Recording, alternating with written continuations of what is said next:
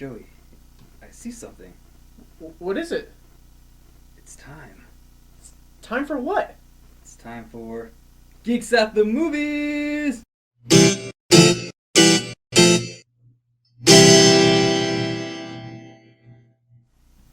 Hello, geek fans. It's time for Geeks at the Movies. I'm lead writer here, Jacob Does the Tales, and right next to me we got... I am the Joe Lacasse, the co-director and cameraman behind the scenes. We're switching up the team today because Yeah. we have some unfortunate news.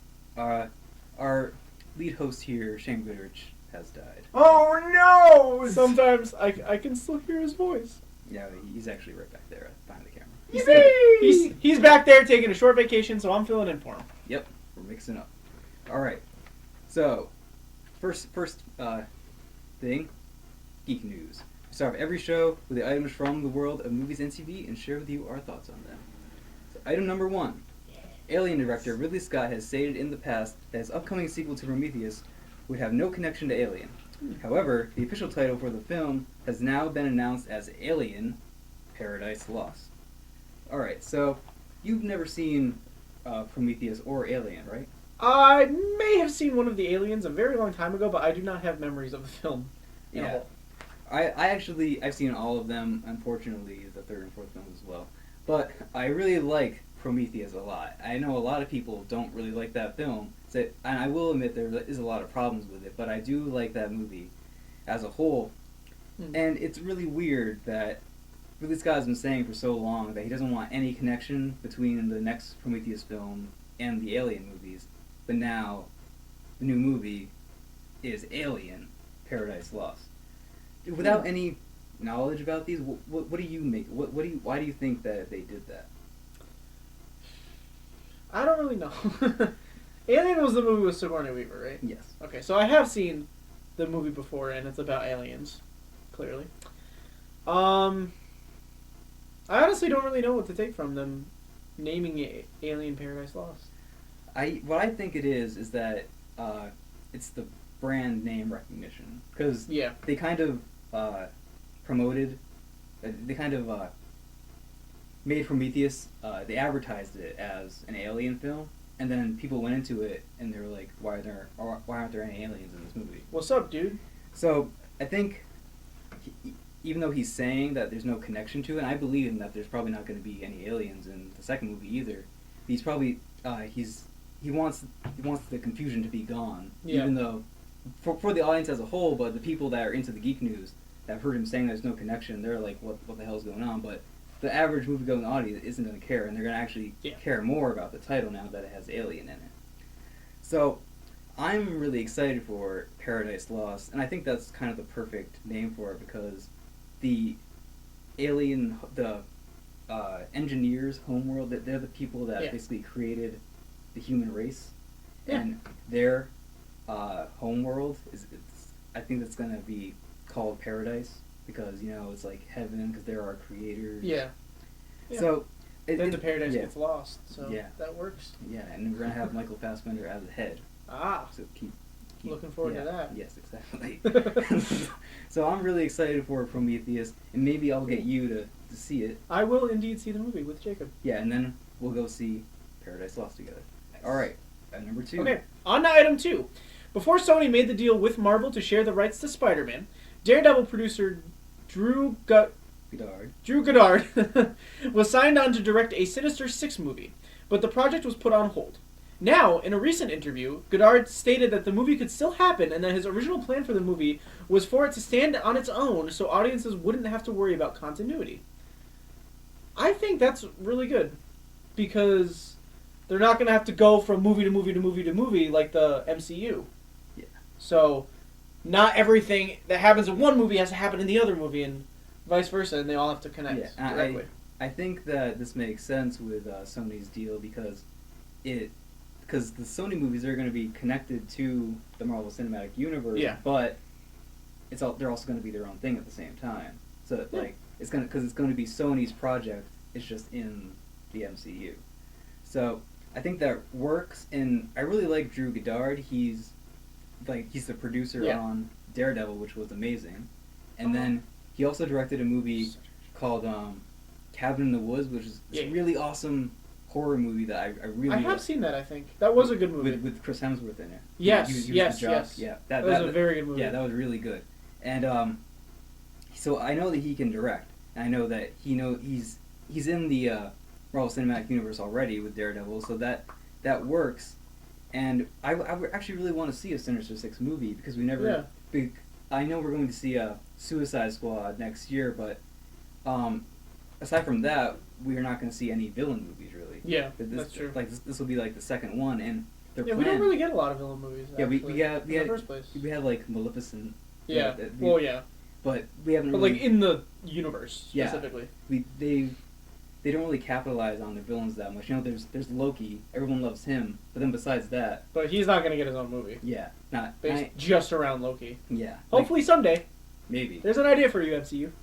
So, I'm really excited for this idea, and it was really because they were building up to this in Amazing Spider-Man 2. Yeah. When they were gonna have like them all based around Oscorp, like that's how they got their weapons and everything. With Rhino and the other guy. And Electro. Yeah. And then there's gonna be Vulture, Doc Ock. We're gonna get all these really amazing people, and I think they could still use that idea, but they're not gonna be able to make it based around Oscorp this time because that would confuse people and be like, is this the same Spider-Man still? Like, I don't know what's going on, but I think that this is a really good idea, and I really hope this movie happens, but it's not going to happen for a while because the first Spider-Man movie of the reboot hasn't come out yet. So we're probably going to have to wait until probably like past the Infinity War movies probably. Yeah. So that'll be a while. Yeah, we'll wait for it. Yeah, I'm definitely going to look forward to this, and I hope it does happen. I believe Drew Goddard that how he believes it's going to work out, and it definitely works as a standalone movie. Like he explained it as a summer annual. Like in the comics, you know how they have the annual issues where it's just like every year they had like one 100-page issue thing. So it was like its own story. The Sinister Six works like that. I think it will be about the villains, but Spider-Man will be in it as well. Like they're gonna have someone to fight against. It'll just be from their point of view. Yeah. I always like movies like that where, really bad example, but there's that one book that I read in elementary school where it was the three good wolves and the bad pig.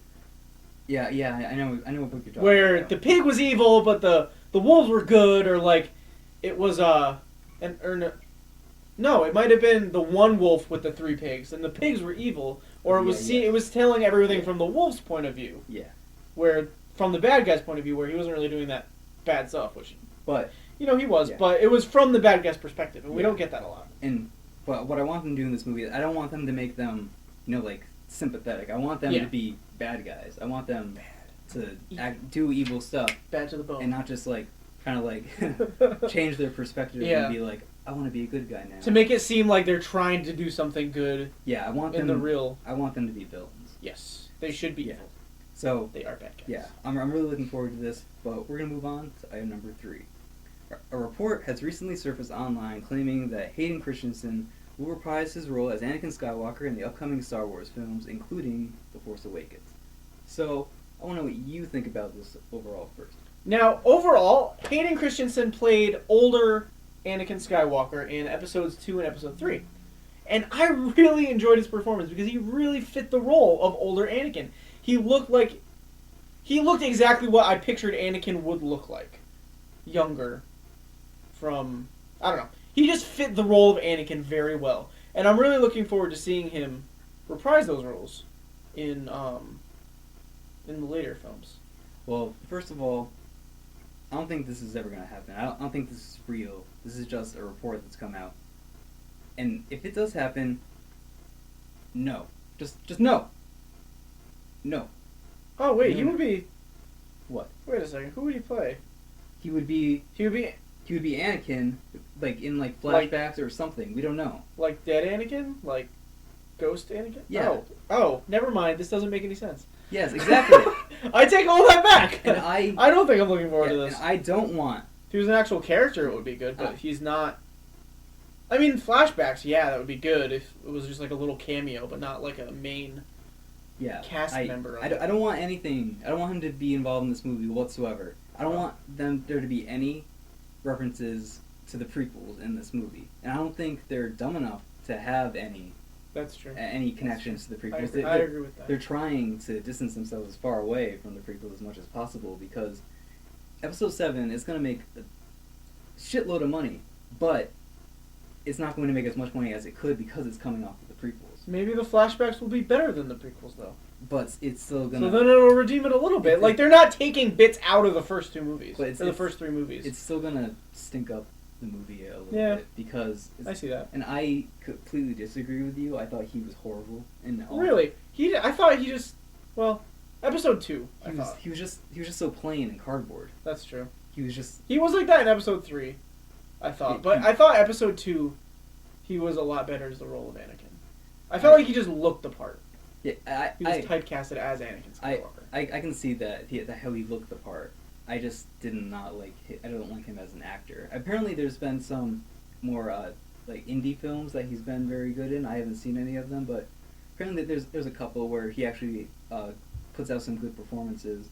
So maybe it's the director's fault because George Lucas doesn't know how to direct a movie anymore. So he did give us the prequels. Yeah, exactly. So he's kind of to blame for that, but I think that Hayden Christensen is also a major factor in, how he plays characters. Yeah. To be fair, it has been quite a while since I've seen the Star Wars prequels. Trying to stay away from them, so I don't actually, in detail, remember how he was acting in that movie and if he was a good actor in them. I actually just rewatched all of them last year. All three prequels, and then I went to the originals, and they were worse than I remember them being. Like I still have a connection to them because I grew up watching them, but then every single fucking scene with Jar Jar, Jesus Christ, and then even young Anakin, yippee! That's not Darth Vader. That's not Darth Vader. Come on. Well, to be fair, he was a child, and he was not Darth Vader at all. Yeah, but still, I don't know. That was Lord Sidious that you got to blame for Darth Vader. Yeah, but for that whole thing happening. I don't believe that this is gonna happen at all, and I don't want it to happen. But enough Star Wars news for now. Let's move on to number 4. Item number 4. It has already been announced that the remaining Ghostbusters from the original film, Bill Murray, Dan Aykroyd, and Ernie Hudson, will have cameos in the upcoming reboot. Now, another addition has been announced. Sigourney Weaver, also having been cast, in a cameo role in the film. All right, I'll start this one off. Yeah. Let me know what you think. Yeah, we've already heard that all the remaining Ghostbusters are going to be in the film, but this is a reboot, so it's kind of weird that they're going to have cameos in it just because it's not a continuation of the original 2 Ghostbusters films. It's in a whole new universe now. So I think it's kind of. I think if we had just had like Bill Murray in a cameo role, that would be really cool. But having all of them in cameo roles I feel like that's kind of jarring. Like it doesn't really fit. But it will be cool to see them. And I still love seeing Sigourney Weaver in anything. She's awesome. She's she is Ripley from Alien. So it would be really cool to see them all back. I just kind of wish that it actually was a continuation. So they that would be good. Like the second generation of Ghostbusters. Yeah, they could have all that mythology from the first films. Yeah.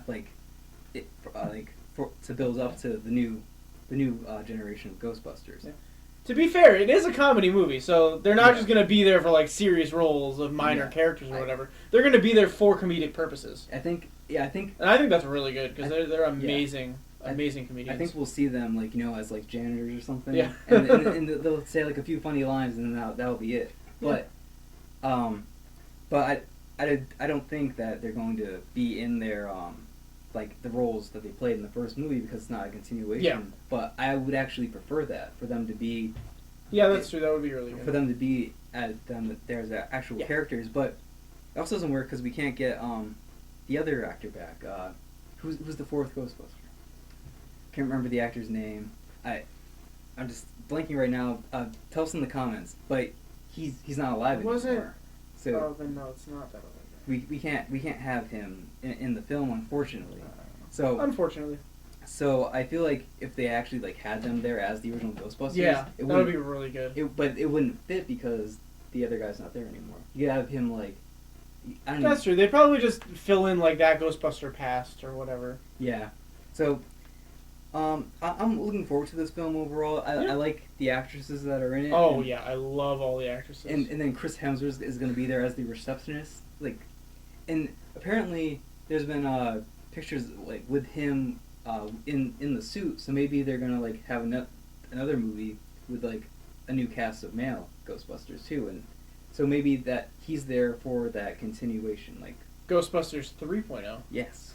So I'm really excited for this movie. Paul Feig, who's directing it, him and Melissa McCarthy have worked on a number of films together, so they're familiar with working with each other. So I think this movie has a lot of hope for it.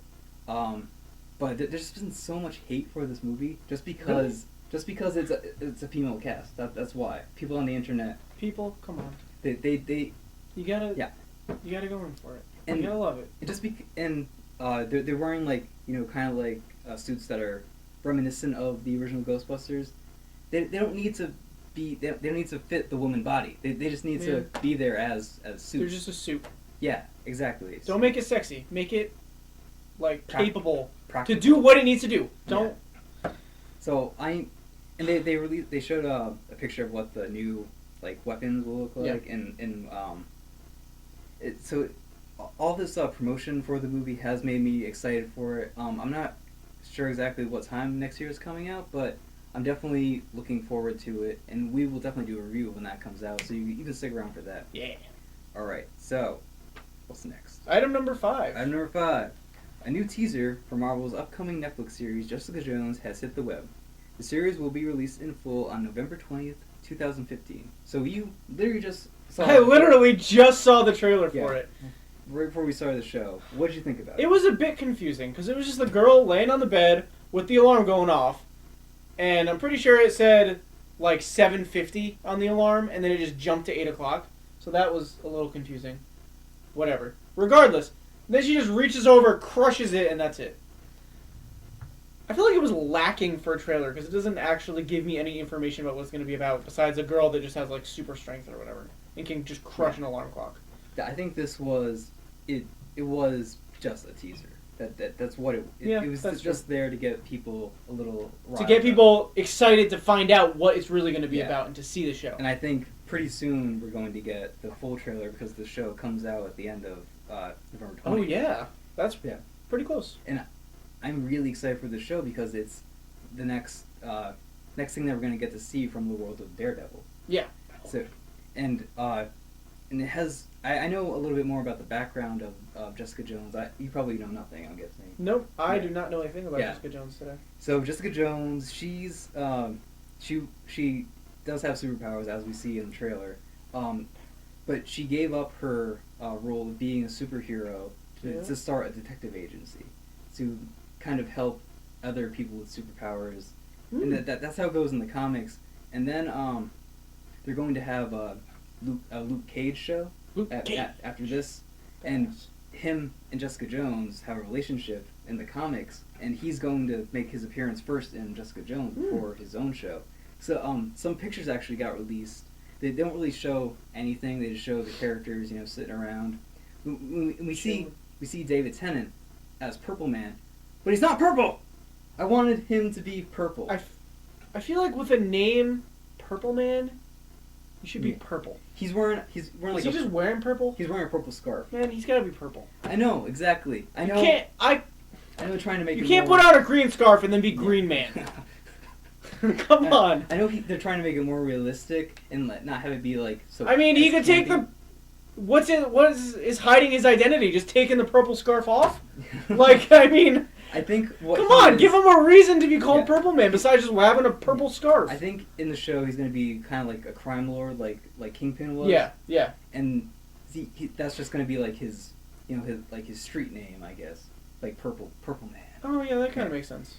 But I wanted him to be. I wanted to see David Tennant with a purple face. Come on, that would be entertaining. But do that for us. You gotta do that for Jake.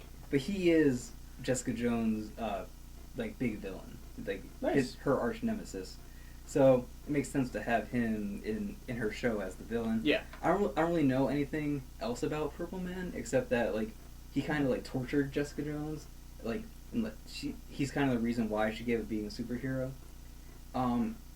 So I think we're gonna get to see that, and that really fits in this more gritty world that they built around Daredevil. Like it's this more darker tone, so they can actually show those scenes, and have that background for her character. We're also going to get to see a character known as Hellcat, who's kind of like a vigilante, basically kind of like Catwoman, and she's Jessica Jones's best friend. We're going to see all these characters, and it just builds up so much more of the MCU, the darker side of the MCU. That's what I loved about Daredevil, is it showed us that grittier side of the universe, and now we're going to get to expand that with Jessica Jones. Yeah.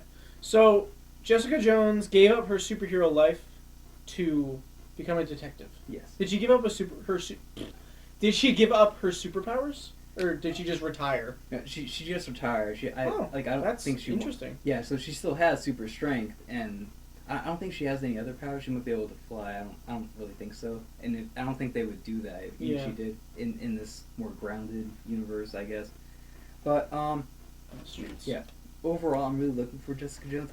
And I'm really excited for the future properties they're going to do, like Luke Cage and then especially Iron Fist. I'm really excited to see Iron Fist, because that and Doctor Strange that's where we're going to get to see the more mystical side of the MCU, because Doctor Strange, he's literally going into other dimensions, and Iron Fist, he's from another dimension. Do you remember in season 1 of Daredevil when there's that Asian lady who's running the drug cartel? Yes. When the owl guy was like, so like, are you going back to China? Is that where you live? And then she's like, no, it's a ways farther than that. She's from the other dimension. Yeah, so she's gonna go back to the other dimensions before going back to China. In the insignia. That's right. I remember that. Yeah, the insignia that she put on like the heroin packages. That's Iron Fist. His symbol that he has tattooed on his body. See, he basically has the power of this dragon. I don't really know the whole mythology. And then it's like in his fist. And he takes mystical energy and puts it around his fist, and then basically pumps it or anything. I guess I don't know. But he's a kung fu master, and him and Luke Cage, they team up in the comics, and they form a group called Heroes for Hire. I'm just really excited to see how they're going to bring to life all these characters that I know from the comics, and also make it work for people who aren't really that into the superhero genre. Yeah. And make it interesting for them as well. And I think Daredevil did that really well. Oh, that show was amazing. You don't need to know anything about Daredevil or the background not at all. to be able to get into that show. And I think that's what the best superhero shows do. They don't. You don't have to be interested in this in the background to be interested in the show. Yeah, so. I barely knew anything about Daredevil, and I got into it right away after the first episode. I'm pretty sure I watched the whole season in one night. Yeah, and really good show. It was so good, and this was a super short teaser, 49 seconds, and we're going on about it for over 10 minutes. It's because there's so much crazy amount of time. There's so much that we can actually talk about and build from that just little trailer. Yeah, I'm really excited for Jessica Jones because it's going to be a different show from Daredevil. It's going to be back in Hell's Kitchen, and it's going to be back on the streets, but it's going to be a very different kind of character. She doesn't want to be a superhero. Well, Daredevil, he's starting his superhero life, and she just ended it. So it's going to be really interesting to see. To watch the other way that happens. Yeah, and then how she ultimately gets involved with these heroes again, because they're leading up to a Defenders series, which is going to be an 8-episode miniseries where they all team up and have to take down probably someone like Kingpin, someone I don't know what they're going to do. But I'm overall really excited, but let's move on. Okay, item number 6. It has been announced that John Wick 2 will start production this fall, minus one director. A report has surfaced saying that Chad Stahelski will be directing the movie with David Leitch, who co-directed the movie first with Stahelski, who will be an executive producer for the sequel. Now, I personally know absolutely nothing about John Wick. Yeah, and Lighten me. I know a lot about John Wick because I absolutely loved that movie. We actually just did a Shane Watches segment on it, so you can go check that out on our YouTube channel, Geeks at the Movies. I absolutely loved the first movie. It was one of my favorite movies of last year because it was like an 80s action movie that wasn't made in the 80s. It just had like that really rich flavor, like kind of a little bit like cheesy, but also really badass at the same time. And John Wick was played by Keanu Reeves, he's kind of a bad actor that I love to watch. He's not really like in Bill and Ted's Excellent Adventure. I love that movie. And Oh, that movie. what happened? Oh, I fell out of my armor.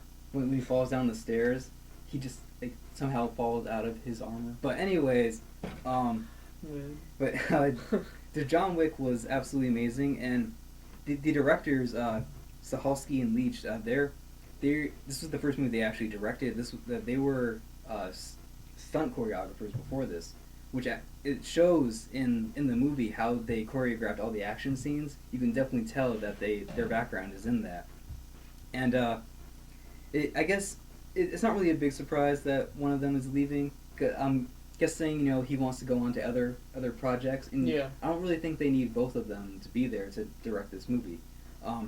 And Chad Stahelski, he was actually the credited director on the first movie. The other guy was just there helping out. Anyways, so, and I know executive producer in this day and age doesn't really mean much. People just attach their names and get a paycheck. Yeah. Like Steven Spielberg does that all the time. Come on, Steven.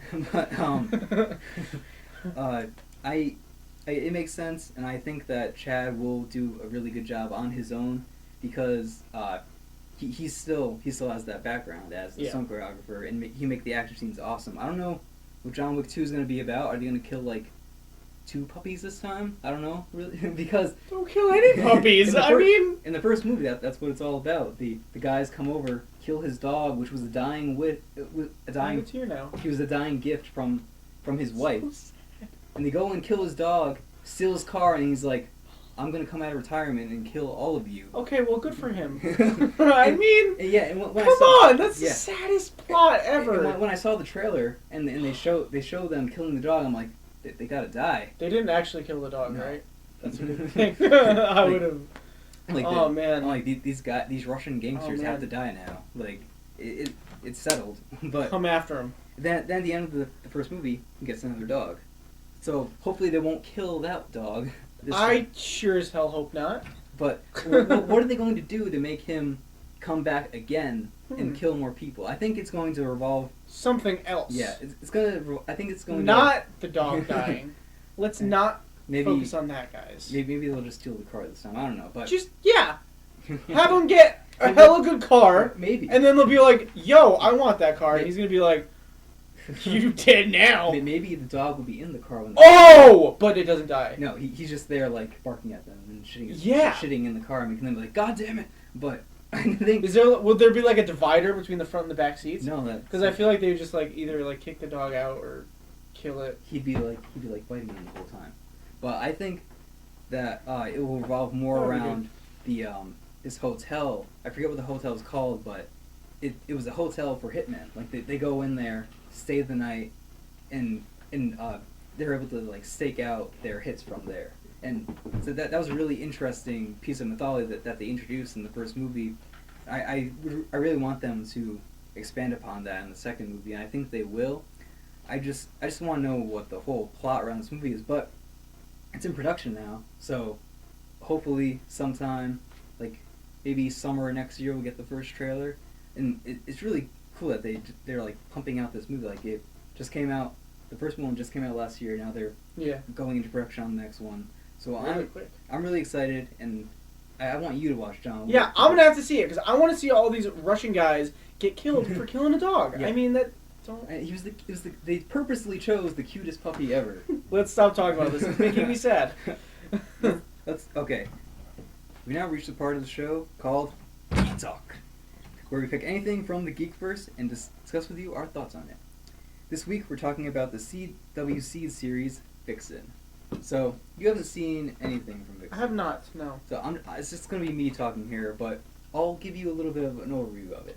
So basically, it's an animated 6-episode miniseries that is in the Arrow and Flash universe.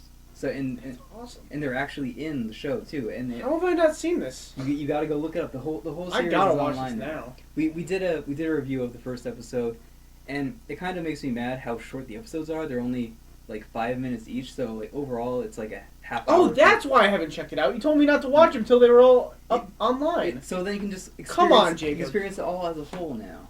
But I thought the show was pretty good. It introduced this new character, Vixen.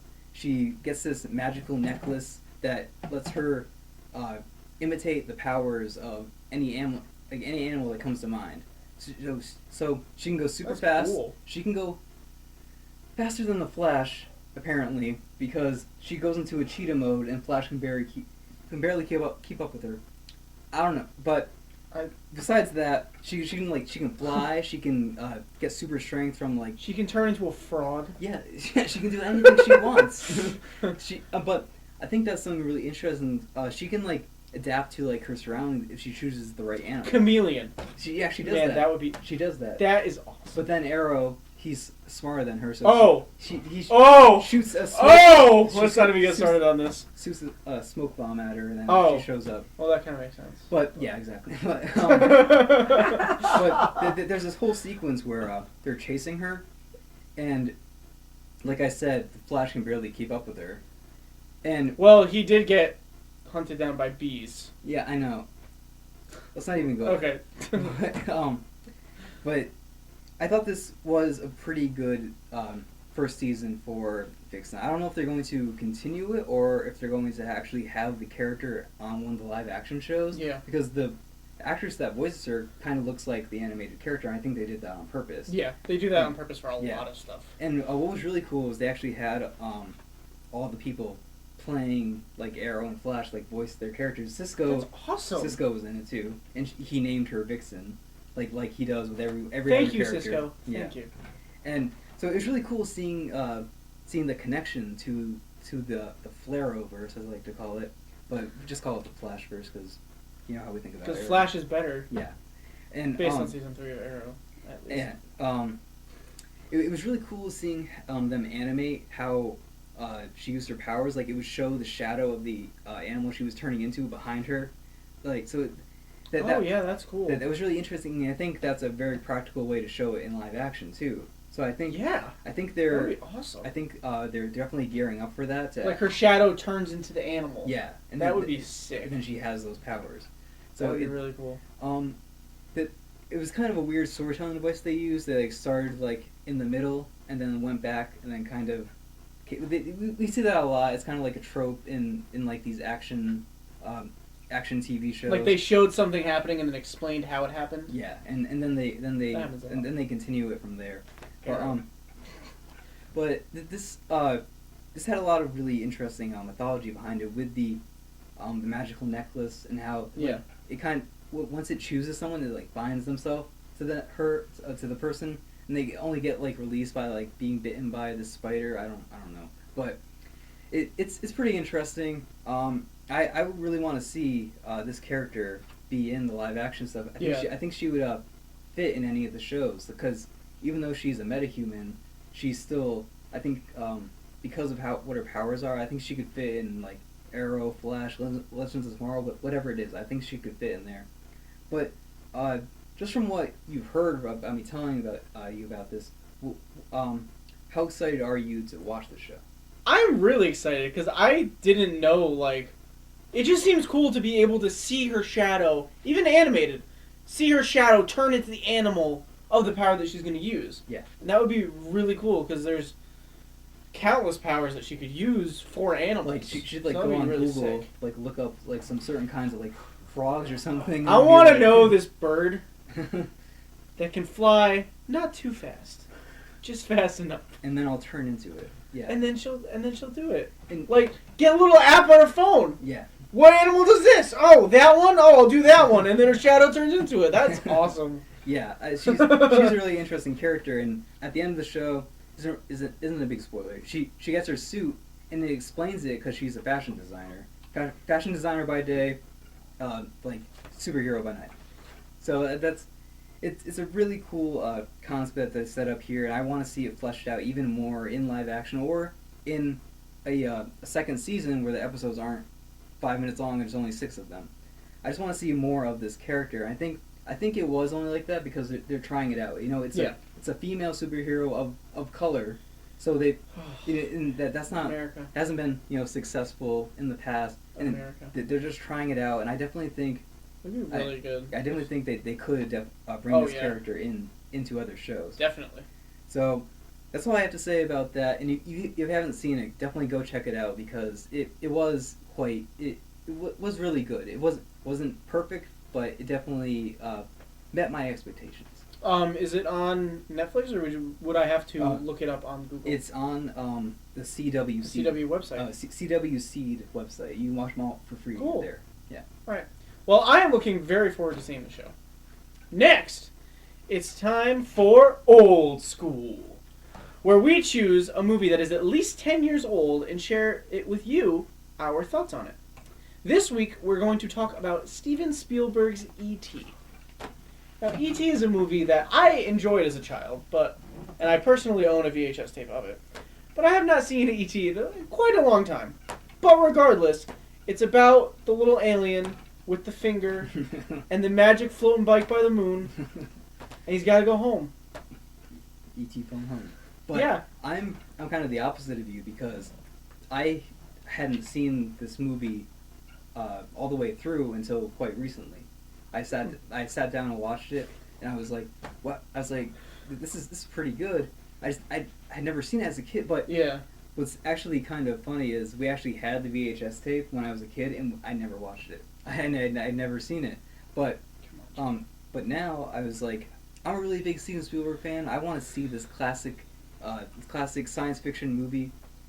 So I sat down and watched it, and I loved it. It was so charming, and it just had all this great stuff that Steven Spielberg knows how to bring to life. So from what you can remember, what was your favorite part of E.T.? My favorite part of E.T., I think, was the time that he was trying to sneak him across the town, put him in the front of the bike, covered him with the blanket, and then people were chasing him, so he had to make it fly so he could get away from everybody. Yeah. And that was a really good part of the movie. And there was another part where they're on Halloween. It's Halloween. They're going through. They cover him up as a ghost and make it look like it's his little sister. So and they have to go out into the forest to find his so he can like set up this communication device to communicate with his home world, with his people. Yeah. But the great part about that scene was he crosses this kid dressed up as Yoda, and he starts like going towards the kid, and they're like, no, you can't do that. But so that was a really good reference to George Lucas and Star Wars. So I really like that because Star Wars is like my life. So it was cool seeing that in there, and then they just had like how they introduced E.T. with making like the kid was like scared of him at first, and I love how the little sister reacts to it because his brother's like, it's just a kid with a deformed head, and then she's like, the kid with the deformed head. I love how like that little girl just like reacted to everything, and it was cool how like they all got to know E.T. Like first they were like, what is this? Is that an alien? And they're all screaming like knocking stuff over and everything. And then they get used to it, and then it kind of becomes like that child adventure because they're trying to hide E.T. from the mom and everything. And there's that great scene where she's like she's really distracted, and then like E.T.'s like right next to her, like dressed up as like in like regular clothes, and she just thinks that it's one of her kids. And so there was a lot of comedy in this movie, and that's why I think Steven Spielberg is such a great director because he can do anything. He can he can do drama, comedy, science fiction, fantasy. He's done it all. He knows how to put in the other like comedy in a more serious movie or a more fantastical movie like E.T. And E.T. was a good movie because it showed humans meeting an alien when the alien didn't want to just go around and eat everybody. Yeah. That was good. Yeah, he was just a guy It showed love. Yeah, he was just an alien. Between species. That wanted Between to go aliens home. and humans. Yeah, except... He just wanted to go home. He just needed help. Except when they all That's all find he out, and then they put their house in, like, this big bubble, and then try to do experiments on ET, but whatever. They don't really do experiments, but they're like, he's dying, we need to save him, but at the same time... We need to figure out how. Like what he is, basically. Science. And then he dies, and somehow comes back to life. Like, because, like, through the kid's love and affection for him. But, so, this movie definitely had a lot of, like, it was a good feel movie. It made you, like, hopeful. And it made you want to believe that human beings would actually be like this, and they met aliens. Yeah. And if there's life out there, that they would be friendly, and we would be close enough to be able to love them. Yeah, and hey, they just and found... not shoot at them. Yeah, and they just found water on Mars, so any of you Martians out there, like, come down, don't eat us, and we won't shoot you. Yeah, we'll just be friends. Yeah, check us out on Geeks of the Movies. Yeah. Check out our channel. I just want to be friends with an alien, because that would be really cool. Yeah, like, you can send out our link to, like... Do, like, sleepover parties on Mars? Oh my god. That would be awesome. They're talking about... NASA's actually talking about the next step of sending people to Mars, actually. So... Get on that, NASA. Sleepover parties at Mars. That would be sick. But, getting back to E.T., I really like this movie. I think it's actually one of Steven Spielberg's best. Me and Shane talked about our favorite Steven Spielberg movies. From the ones that you know, what would you say is your favorite Spielberg movie? You know, like, there's Saving Private Ryan, there's Lincoln, there's...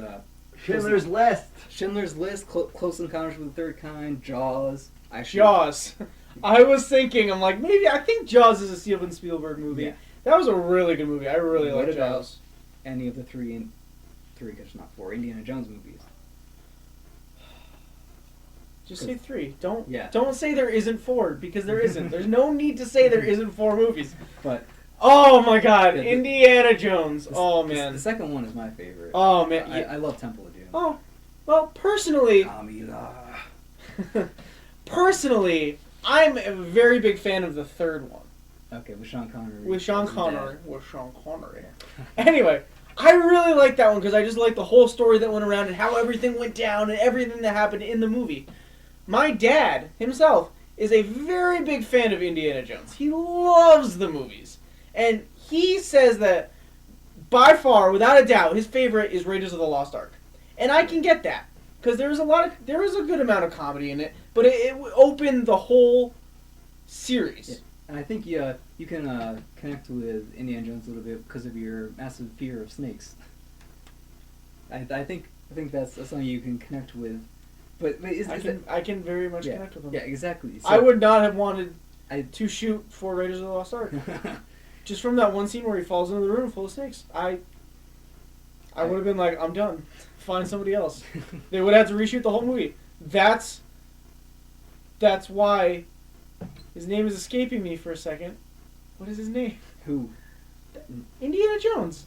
Why can't Harrison Ford? That is why Harrison Ford was cast as Indiana Jones, because I didn't want to do the scene with the snakes. But like as this dashingly good-looking guy, Harrison Ford, you can connect with them. And I think that's something that Steven Spielberg does really well, is you connect with these characters, and you want to believe that you would actually act rationally when you meet an extraterrestrial.